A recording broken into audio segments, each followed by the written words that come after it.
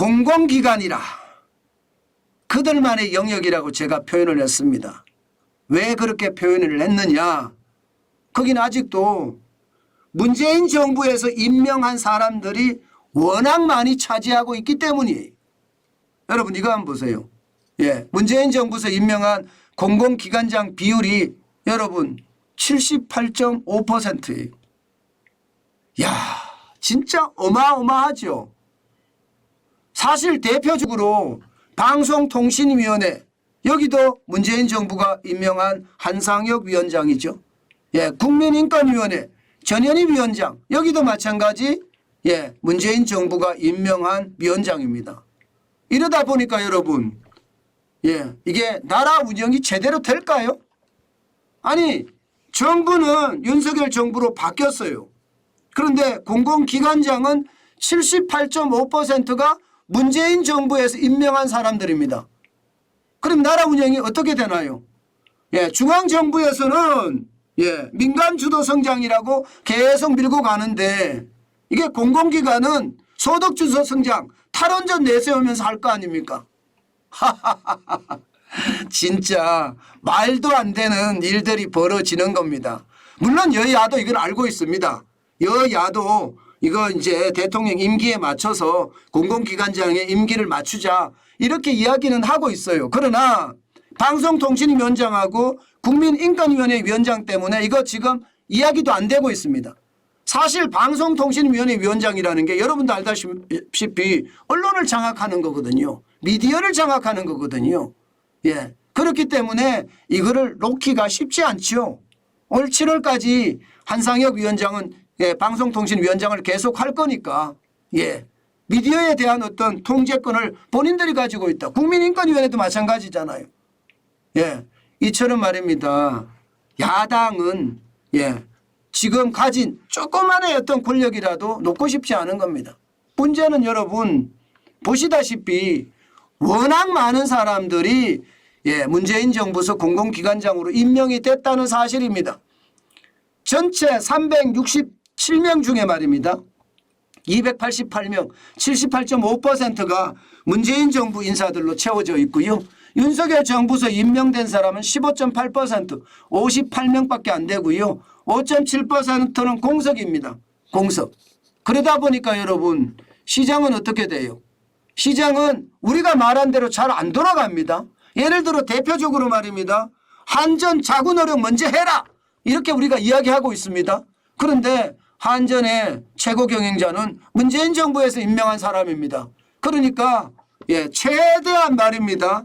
문재인 정부에 대한 어떤 예, 정책을 수행하고 끝나는 거예요. 그러니까 여러분 한전 에너지공대에 4천억씩 막 때려놓고 하는 거예요. 국민은 전기료 폭탄에 난리가 났는데 예, 이게 말이 되냐고요. 저는 한전 에너지공대 이런 게 만드는 자체가 이해가 안 돼요. 왜?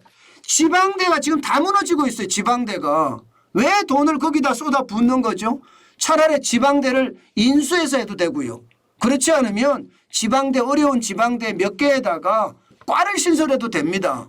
그런데 굳이 말입니다. 에너지공대를 만들어서 지방대도 어려워지고 예, 한전에너지공대도 돈이 많이 들어가니까 국민이 더 어려워지고 이런 일이 발생이 된다는 거 참 웃기는 일이에요.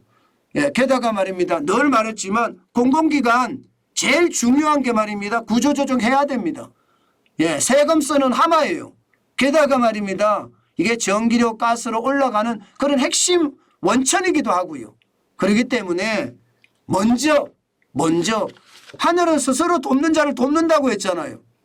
국민들에게 전기료를 올리고 가스료를 올리려고 한다면 스스로부터 먼저 도와야 됩니다. 스스로 구조조정해서 날씬하게 만들어야죠. 날씬하게.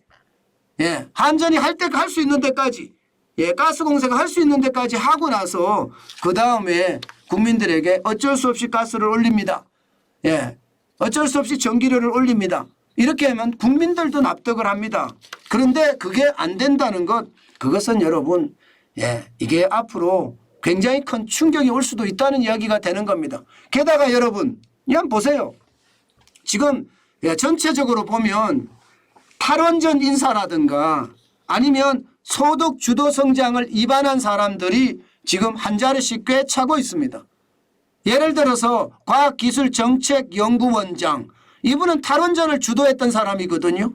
여기에다가 한국환경공단 이사장, 이게 선거헌법에서 마찬가지로 탈원전을 주도한 사람입니다. 김재남 원자력안전재단 이사장, 녹색연합 사무처장 출신이잖아요. 이게 핵 없는 사회를 위한 공동행동 집행위원장이었습니다. 게다가 말입니다. 저는 이런 게 이렇게 나타나고 있다는 것, 참 말도 안 된다 이런 생각을 많이 합니다. 여기 보면 정해구 경제인문사회연구회, 여기는요 2024년 3월 3일까지 임기인데 소득주도 성장 정책을 입안해서 총괄한 담당자예요. 청와대 정책기획위원장을 했으니까요. 이게 뭐 저는 이런 것을 보면서 말입니다. 이게 합리적이어야 되는 것 아니에요. 하늘에 태양이 두 개가 있을 수 있습니까? 없습니다.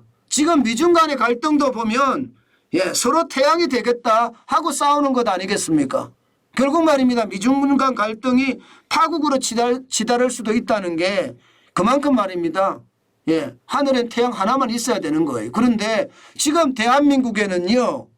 여러분 지금 보시는 것처럼 많은 공공기관장들이 78.5%나 문재인 정부에서 임명한 분들이 문재인 정부의 정책을 그대로 추진하고 있다?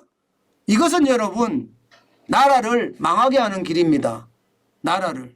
왜냐하면 중앙정부의 정책은 민간주도 성장인데 이 사람들은 아직까지도 이게 소득주도 성장 정책의 어떤 일들을 계속 추진한다는 이야기니까 이거 말이 안 되는 것 아닌가요? 저는 양심이 있으면요. 양심이 있으면 이게 저 같은 사람 진짜 못 앉아 있어요. 창피하고 쪽팔려서요.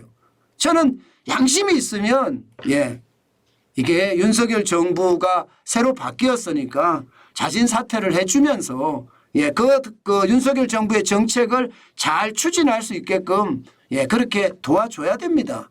뭐 임기라는 거 중요하죠. 임기라는 거 중요하죠. 그러나 정부가 바뀌어서 정책을 펴려고 해도 정책이 현장까지 다가가지 않는다는 것, 이것은 충격 아니겠습니까? 오죽했으면 여야도 이런 문제를 굉장히 중시 여겨서 합의점까지 거의 이르렀다가 지금 못하고 있는 걸까요? 저는요 결국 말입니다. 이것은요 바로 잡아줘야 됩니다. 정책을 추진하는 그런 실제 공공기관은 이게 정권이 바뀌면 함께 이렇게 나가주는 그런 미덕이 있어야 된다. 저는 그런 이야기 꼭 하고 싶네요. 그만큼 말입니다. 정책이 현장까지 다가와야 되는데 현장까지 다가 못하는 원인 중에 하나가 공공기관들이 다 막고 있기 때문이기도 합니다.